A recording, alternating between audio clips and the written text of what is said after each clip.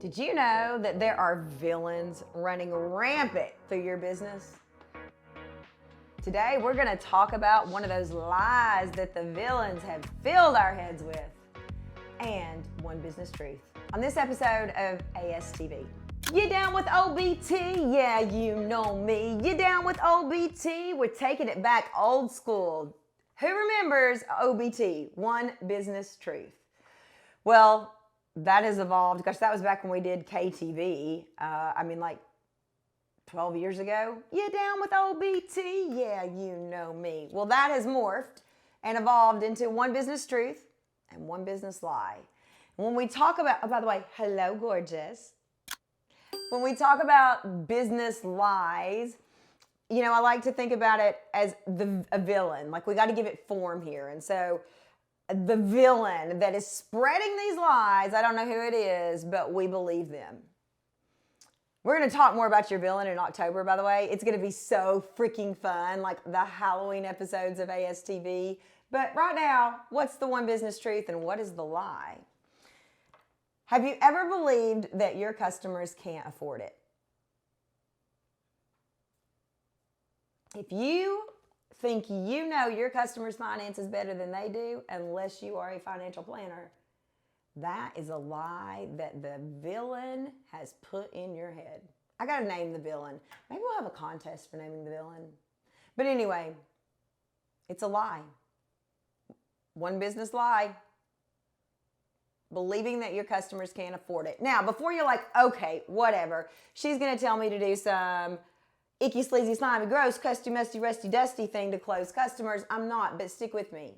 Because this right here is the lesson that some of our ASU students find most helpful in their entire business learning. We get emails that say, I never looked at selling or my business the same. So stick with me.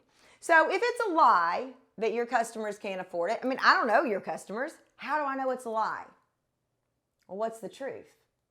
The truth is your customer's money is none of your business. Zero, none, nada. Now, some of you are like, okay, time out, I'm done. But let me tell you a story. This is one business lie, one business truth, but it's got a show sales story infused into it. When I was selling drugs, did y'all know I was a drug salesman? The legal kind. I was a pharmaceutical sales rep. But it's fun to say, right? It's like, that's what you call a pattern interrupt, by the way. It's a record scratch moment where people who are not paying attention are like, wait, what? Did she just say she sold drugs? That's why it works. So, and now it's distracted me. ADD. Okay, so when I was selling drugs, show sales story, I know you don't care, but listen. When I was selling drugs, I sold a heart drug. And this heart drug was statistically proven in clinical trials to extend someone's life after a heart attack. But it was expensive. It wasn't what doctors were trained to use because it was a new drug. So we got my drug A, that's got all the data. The one that you want to be on if you've had a heart attack because it's proven to save your life.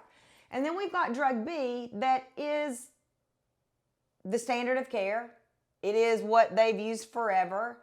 And it's helpful. It's better than nothing.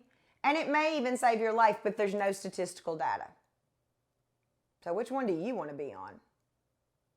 Do you want the one that's proven to save your life or the one that's, better than nothing? Well, I sell this drug A, right? And so I go into one of my cardiologists and I notice that the samples aren't falling off the shelves. And when the samples aren't going off the shelves, that means he's not writing the prescription. So I was like, Dr. X, his name wasn't really Dr. X.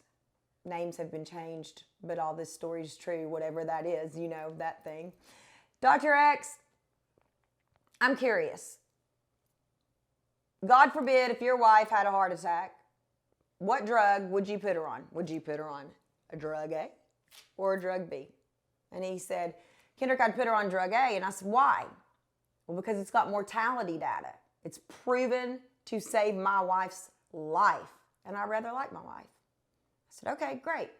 So why are your samples not going off the shelves? Now, some of you, ears itching, some of you may be thinking, Okay, that is way too direct for me. I can never do that. That's fine. You don't have to sell like that.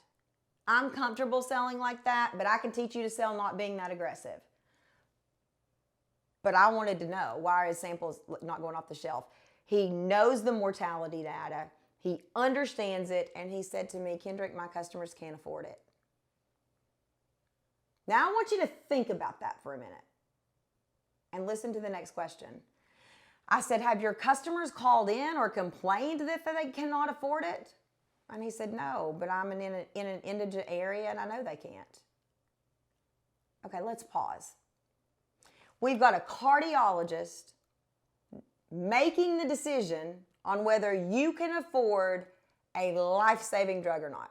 Not even presenting it to you because they already know you can't afford it.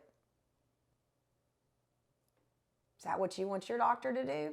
It's not what I want mine to do. I want all the options. Whether I can afford it or not is my business, not theirs. And so that's pretty much what I said to Dr. X. And I said, I tell you what, write it where it's indicated for those people for a month. Anytime somebody calls back in and says they can't afford it, because he did practice in an indigent area, give them samples. I'll keep them stocked in samples for life if I have to. But don't make the decision for somebody about whether they can afford it or not. So what's all this show sales story got to do with you and with one business line with OBT? Well, the lie that we've been told is, yeah, your customers probably can't afford it. They're new business owners. They're new this. They're starting out. They can't afford it. Okay? The one business truth is your customer's money is none of your business.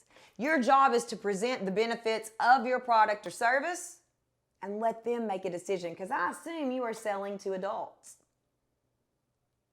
And here's another way of looking at it. Let's say that I go on my favorite shop right now and I add some stuff to the cart, and then I'm like, oh, but I better call Valentino and see if Valentino thinks I can afford this.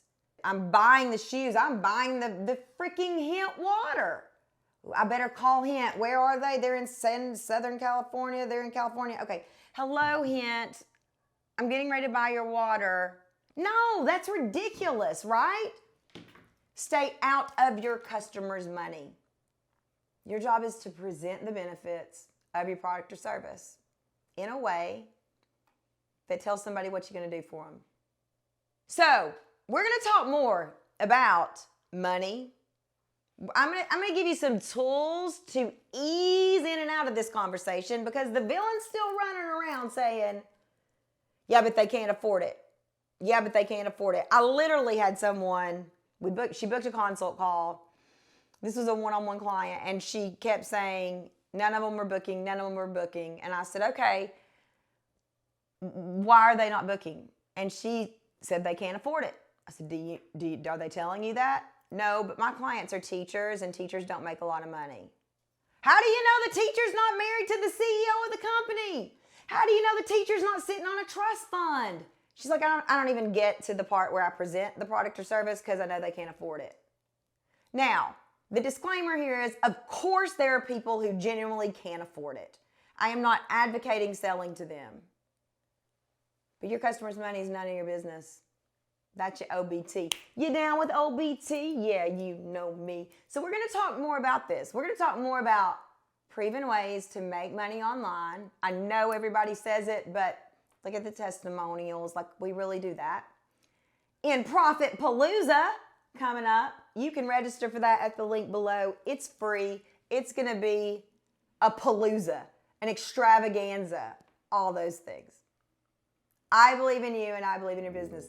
Bye, y'all.